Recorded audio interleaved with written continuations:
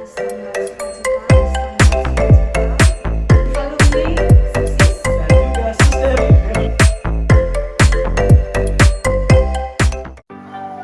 sahabat Serviam, selamat datang di Serviamers Podcast SMP Santa Ursula ND. Tempat kita berbagi inspirasi dan semangat. Yuk, mari kita siapkan hati, suasana, perasaan kita. Mari kita saling belajar, berbagi, mendengarkan. Tentu saja ya Pak, bersinar bersama. Iya, apa Pak ya? Apa Pak ya? Bersinar bersama sesuai tagline kita. Ya, Serving with love, shining in harmony. Keren ya. Saat ini saya Suster Lina bersama dengan Pak El akan menjadi apa Pak El? Pemandu host Serviamers Podcast. Dari hari ini kita akan edisi spesial yang mungkin teman-teman sudah pernah lihat di video coming soon yang sebelumnya terbit ya. Hari ini kita ada tamu spesial. Aduh, mereka belum datang ya? Belum datang ya. Oh iya, kita sudah datang ya Suster. Oke, Mari masuk. Selamat datang. Wow, selamat pagi Suster. Silakan. Mari Suster. Terima kasih. Oke, boleh. Baik Suster, selamat Baik, datang. silakan Silakan duduk. duduk. Baik, hari ini dia wajah-wajah tamu spesial kita. Kira-kira siapa ya Suster mereka ini? Nah, Pak El tahu nggak? Bagi saya, bagi Ursulin, beliau-beliau ini adalah figur-figur Ursulin Indonesia. Sosok penuh inspirasi loh ya, teladan kasih dan juga pilar semangat Serviam. Nah, pilar semangat Serviam ini nih kita gali lebih dalam ya dari beliau-beliau. Tanpa memperpanjang waktu, boleh nggak kenal? Tapi sebenarnya kita belum kenal dulu nih Iya, Suster. ayo.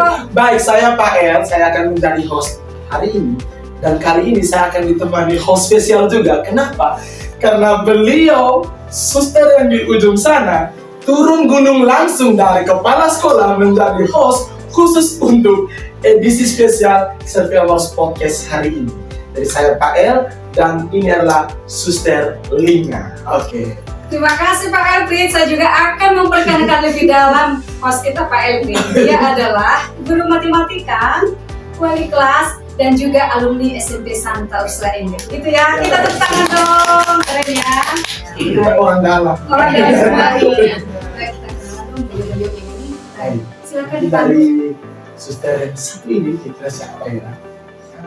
Saya Suster Mariana Ita Datmamolin, biasanya dipanggil Suster Ita. Suster Ita. Ya, saya untuk saat ini tinggal di Jakarta, di Bautista Jakarta. Saya mengajar di STPM, jadi sebagai dosen. Dosen. Sekarang. Iya. Asik. Itu saja ya. Ya, Suster. Baik, Suster Susternya Ita. ada kerudung biru. Oh ya, Suster Ita dari Jakarta yang sekarang dipercaya untuk menjadi dosen di STPM di kampus Santa Ursula ini. Pak Elvin, saya akan tambahkan dong memperkenalkan Boleh. beliau ini. Ya, Suster Ita ini sudah menjadi senior kami dalam Ursulin juga dan juga dalam karya. Beliau pernah di sini juga menjadi kepala sekolah 1 tahun dan beliau juga sangat lama di sini termasuk perintis STPN. Dan saat ini beliau menjadi anggota Dewan Provinsi, Penasihat Provinsi Ursulin Indonesia yang provinsial kami adalah Suster Lita. Maka kami datang ke sini itu dengan sangat semangat karena beliau-beliau juga menginspirasi bagi kami, begitu ya. Dan beliau juga menjadi ketua yayasan juga saat ini di Bautista, Vincentius Putri, begitu. Itu dari Suster Ita, nanti lengkapnya kita akan buat lebih lengkap ya Pak Elfrid ya. Baik, boleh dilanjutkan dengan Oke. tamu berikutnya. Selanjutnya di samping saya nih, kita kenalan dulu, Suster. Silakan. Baik, terima kasih. Nama saya Suster Maria Gaudensia Napakalogu, biasa dipanggil Suster Densi. Asal saya dari Malaka, Tambua. Nah, sekarang saya berada di sini di ND untuk baru satu bulan lebih. Saya diberi tugas oleh provinsi untuk bertanggung jawab di SD Santa Ursula ND. Salam jumpa dan salam perkenalan. Terima kasih. Oke, baik. Baik, kita berikan tepuk salut. Salut, salut. Salut, salut. Salut. Ya, mau dilanjutkan Pak Elfrid? sedikit. Baik, Suster Ita dan Suster siapa tadi? Suster Suster Densi. Densi. Jadi Suster Ita sebagai dewan dari Suster. Ya, Sebagai betul dewan. sekali. Saya pertama bertanya-tanya, kenapa Suster sebagai dewan ini tiba muncul di ND? Nah, kita tanya beliau dong. Nanti salah jawab. Apakah ini ada keterkaitannya Sesuatunya. dengan kehilangan sosok kepala sekolah beberapa hari lalu? Ya. Dan tiba-tiba meninggalkan SMPK Santa Ursula untuk mengikuti kegiatan Ursulin atau tidak? Nah, kita tanya bilang. Suster Ita mungkin bisa dijawab kira-kira tiba-tiba muncul di ND selain untuk menjadi dosen nanti di STPM, tidak ada kegiatan apa Suster di Flores begitu? Mari kita simak ya. Nah, sebenarnya kami ada musyawarah provinsi Indonesia tahun 2025 Regio Flores yang meliputi Flores, NTT, dan Timor Leste. Diadakan di Kementabun Mataloko. Itu semua Suster Ursulin yang ada di NTT ikut semua atau? Betul, memang diperuntukkan untuk suster yang berada di wilayah NTT, Timor Leste, tetapi ada juga suster yang datang dari Jakarta ada, Bandung, dari Kalimantan, Nias, Sumatera. Untuk saling bertukar Iya, ide gitu. betul. Oh, ini yang kemarin Suster sebagai ketua atau kepala itu? Ya, Ah, sebenarnya sebagai ketua panitia. Saya, Suster Densi juga menjadi panitia. Jadi kami sangat senang sekali. Di mana kami kemarin musyawarah bersama itu suasananya sangat sukacita. Kami berproses bersama 3 hari kurang lebih begitu ya, dan dihadiri oleh provinsial kami dan juga anggota Dewan Provinsi. Nah, kebetulan juga setelah selesai musyawarah itu, provinsial dan dewannya ada rapat di ND. Maka Suster Ita ada waktu untuk bertemu dengan kita di SMP ini. Podcast spesial di tahun ajaran baru ini. Perdana ya. Nah, jadi kesempatan ini jangan kita biar begitu saja. Jadi kita ambil kesempatan ini menjadi sesuatu vitamin dan berkat untuk SMP dan kampus Ursula. Kita tepuk tangan dulu ya. Baik. Musyawarah kita kemarin temanya itu seperti yang sudah kita katakan untuk Regio, NTT, dan Timor Leste. Jadi pesertanya ada 51 suster. Dan pemberinya itu narasumbernya Pater Leo Gleden. Sangat baik sekali dan kami berproses bersama, banyak berkat yang kami terima. Nah, berkat-berkat ini nih yang akan kita bagikan di kampus Santa Ursula dan juga SMP Santa Ursula. Adapun temanya kemarin apa ya Sudensi ya? Sinodalitas Ursulin dalam terang pengharapan. Kira-kira berkaitan dengan tema itu Suster Densi. Nah, Bisa dijelaskan sedikit? ya. Supaya kami yang awam-awam ini yang belum biara lagi ini. Dari pagi dulu gitu ya. Baik, terima kasih. Seperti yang kami proses dalam musyawarah di Mataloko.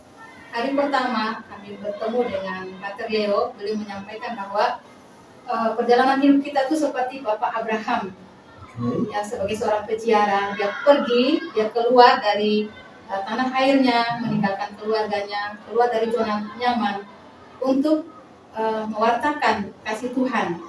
Dan ada 3 janji. Itu janji berkat itu dari Tuhan, lalu kehadiran kita, kehadiran masing-masing itu menjadi berkat, lalu kita saling memberkati. Jadi kita diajak untuk pergi meninggalkan kenyamanan. Kadang-kadang kita masih ada keraguan untuk melakukan sesuatu yang baru, belum tahu bahwa apa yang akan terjadi di depan kita. Jadi kita diajak untuk percaya pada Tuhan atas berkat yang Tuhan berikan. Jadi ketika kita mengatakan iya pergi, maka Tuhan sendiri yang akan menganugerahkan berkat untuk kita. Nah, Suster Densi ini, janji ini penting ya. Ya. Coba kalau kita masuk ke konteks SMP Santa Ursula atau kampus Santa Ursula, kira-kira nih bagaimana kita mempraktekkan janji yang pertama ini nih? Mungkin ada saran Suster untuk Atau kami harus pergi dulu studi banding kemana? Studi banding Atau meninggalkan bagaimana kira-kira itu? Kira-kira Suster Ita. Suster Ita kali ya. Ayo. Karena Suster Ita ini sudah kemana-mana loh. Ini kuliah di Filipina loh. Oh iya. Iya. Oh ya, mungkin pemirsa yang di rumah, Pak sahabat Serviamos, Suster Ita ini pernah di ND dan pernah di SMPK Santa Ursula ND menjadi kepala sekolah. Sekolah itu loh. Kita ada fotonya di sana, nanti baru Di tolong sini ya. ya edit ya Di di sini Zoom. ya. Ya. Dari tahun 2012 sampai 2013 itu sedikit informasi terkait. Jadi sudah banyak sekali pengalamannya. Jadi kita tanya dulu nih, janji yang pertama itu kira-kira dalam konteks Santa Ursula seperti apa sih? Kami ini harus bagaimana ya ceritanya? Pertama itu kita adalah pribadi yang unik ya dan original masing-masing kita. Ketika Bapak Ibu, suster atau anak-anak datang ke SMP Santa Ursula, itu yang dilakukan adalah kita bangun satu keluarga. Jadi di mana saja kita datang, ketika bertemu dengan orang-orang, nah kita bangun keluarga sama seperti Bapak Abraham. Nah dalam membangun keluarga ini, kita masing-masing kita ini yang unik dan original ini kan diharapkan untuk membawa menjadi berkat satu sama lain.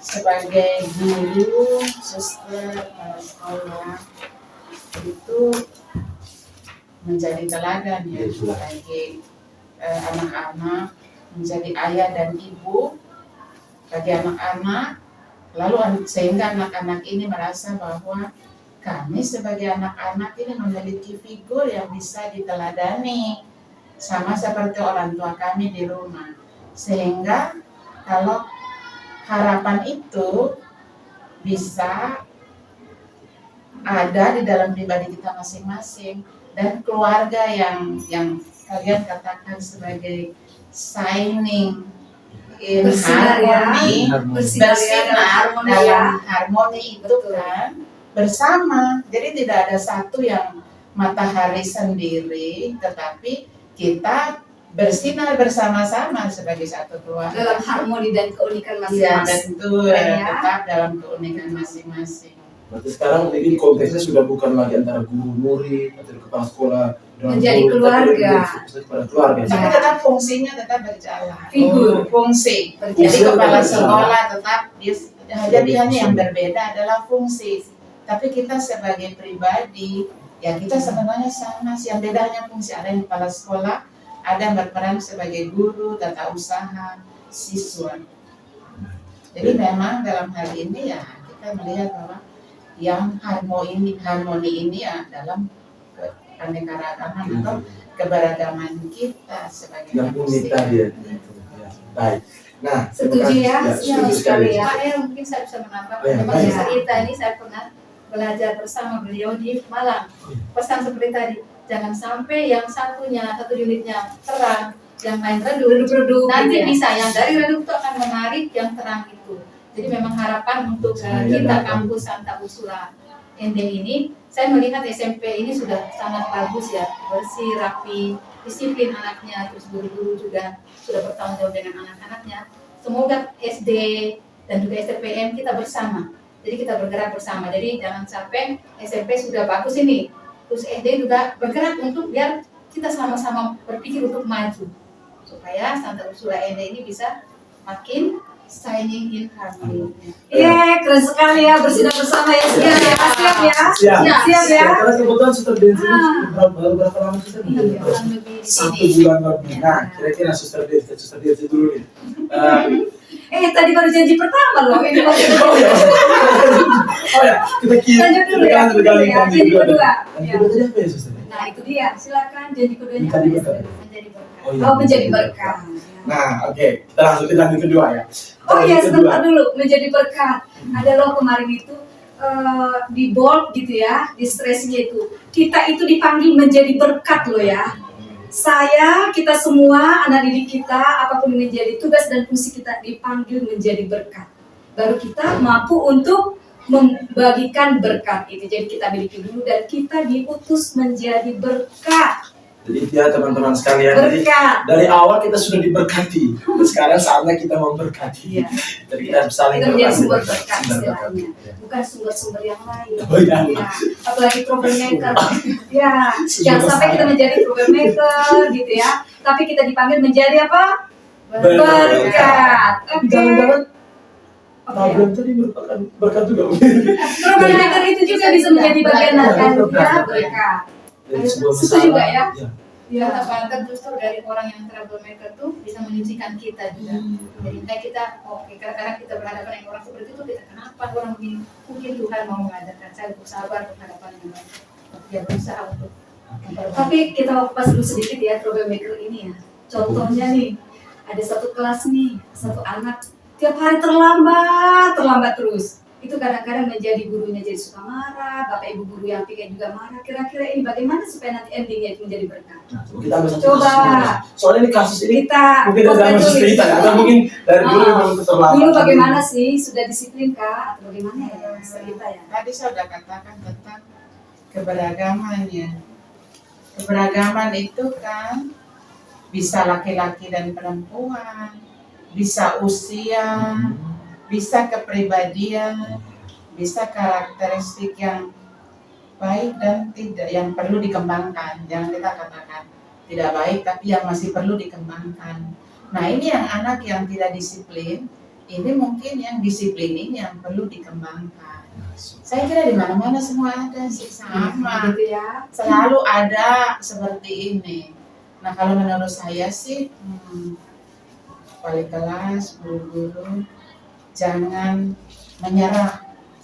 Kita punya sinar ini kan harus berharap terus bahwa Ada harapan ya, ada suster ya. harapan. Ada Santa Angela juga mengatakan bahwa setiap pribadi itu ada perubahannya, berkembangnya. iya, usia, dan kita berprosesnya, tidak tahu gitu ya. apa rencana Tuhan Tuhan. dalam diri anak ini. Saya sangat setuju. Siapa tahu dia akan jadi bupati besok lusa. Dan dia memimpin kita balik ya. Ya, Betul, betul. benar sekali. Jadi saya punya pengalaman teman-teman saya dulu yang mungkin sering terlambat dan problematik di daftar. Jangan sampai kerja juga dulu. Tiba-tiba sudah berpangkat ini, Iya. itu, Iya kan?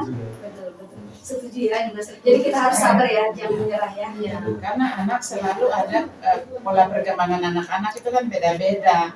Dan memang yang kadang-kadang yang kurang kita sadari adalah kita kurang sabar. Betul. Kurang sabar untuk menghadapi mereka karena memang kita juga bisa paham bahwa dalam satu kelas ada 20 anak, 30 anak itu kan. 30 Bagi satu anak, guru iya, satu itu guru. menghadapi banyak anak itu memang tidak mudah, tapi bukan berarti kita kehilangan harapan, putus asa untuk menghadapi mereka. Saya yakin bahwa kita berusaha dan berdoa bahwa sebenarnya Tuhan mau apa dengan anak-anak seperti ini. Jadi itu ya teman-teman Di sekalian. situ loh letak harapannya gitu Iya. ya. Orang yang punya harapan itu selalu punya apa? Jiwa optimis ini Iya. loh ya. Begitu. Saya punya contoh ini. Nah, Oh iya, Kan SD di mungkin. kelas 2 ini ada anak Oh, iya. kami, kan dia motorik halusnya tuh masih lemah. Memang dia lahirnya prematur, tetapi yang positifnya tuh anak tuh punya kemauan untuk mau berusaha dan mau belajar. Jadi memang waktu itu gurunya menghadap saya, suster, dia sudah berproses. Setiap kali proses pembelajaran dia videokan anak ini, apa yang dia berikan, jadi treatment apa yang dia lakukan supaya anak ini bisa. Tapi satu hari dia datang ke saya, suster saya mau sharing. Saya sepertinya merasa gagal menjadi guru katanya. Kenapa? Ini anak saya satu ini membuat saya. Terus saya bilang, anak ini baru masuk baru 1 bulan lebih lah prosesnya. Terus kita lihat, kalau memang dia punya proses yang terlambat di motorik halus, berarti kita harus kejar dulu motorik halusnya. Jadi dengan latihan terapi, jadi anak itu membawa alat itu untuk bisa dia pencet begini dia, motorik halusnya kan di pergelangan tangan kayak dengan jari. Oh, jadi kita perlu identifikasi dulu. Iya, sebenarnya apa yang perlu kita Diagnostik. perbaiki. Ya dia dari Ya, awal. pastinya. Jadi Jadi jangan jangan tak kenal maka tak sayang ya. Iya. Semakin jangan kenal, kita sayang. Jangan menyerah, jangan putus harapan. Kita coba, dan saya juga dengan aspiran kami gantian untuk mendampingi anak ini. Dan ketika kami mendampingi anak ini, anaknya ada harapan, dia ada semangat, dia datang sekolah tiap hari. Itu membuat saya merasa optimis untuk anak ini bisa bantu. Dan guru juga mencari cara bagaimana anak ini diberi materi yang khusus, jadi tidak bersama dengan teman yang lain. Gitu. Itu menurut saya hal yang seperti itu jangan sampai kita putus harapan merasa gagal. Justru Tuhan menggunakan kita untuk justru ketika anak ini berhasil, nah ukuran keberhasilan itu Iya, di situ. benar sekali. Pak Elsi, saya sebagai kepala sekolah, saya terinspirasi sebagai harapan. Jadi teman-teman guru, bapak ibu guru, pendidik, tenaga pendidikan, jangan pernah putus harapan. Kita bisa bergandeng tangan ya. Kita memberikan versi terbaik dari diri kita demi sebuah pelayanan. Setuju nggak ya? Setuju. Ya. Jadi saya percaya di dalam diri kita ada kelemahan tapi juga kelebihan. Nah, mari kita kembangkan ini yang positif-positif ini supaya membangun komunitas yang shining in harmony, serving with love.